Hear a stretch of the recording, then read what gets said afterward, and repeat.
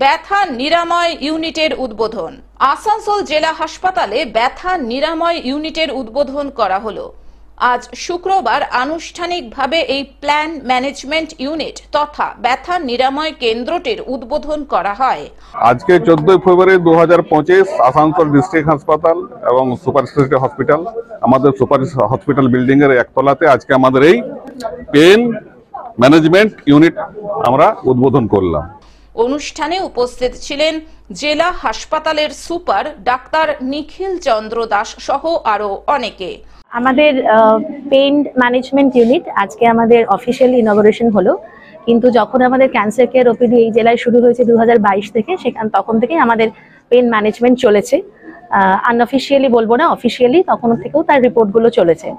আর pain বলতে যেটা আমাদের সুপারিনটেন্ডেন্ট স্যার বললেন এবং ডক্টর কৌশিক বললেন যে পেইনটাকে কিন্তু আমরা কোনো সিমটম হিসেবে ধরবো না, এটা একটা আমরা ডিজিজ হিসেবে ধরবো, যাকে আমরা 4টে কম্পোনেন্ট দিয়ে আমরা ম্যানেজমেন্ট দিয়ে চলেছি। আমাদের আরো ম্যান পাওয়ার ট্রেনিং হবে, তাই তো আরো আমার ট্রেন্ড ম্যান পাওয়ার আসবে।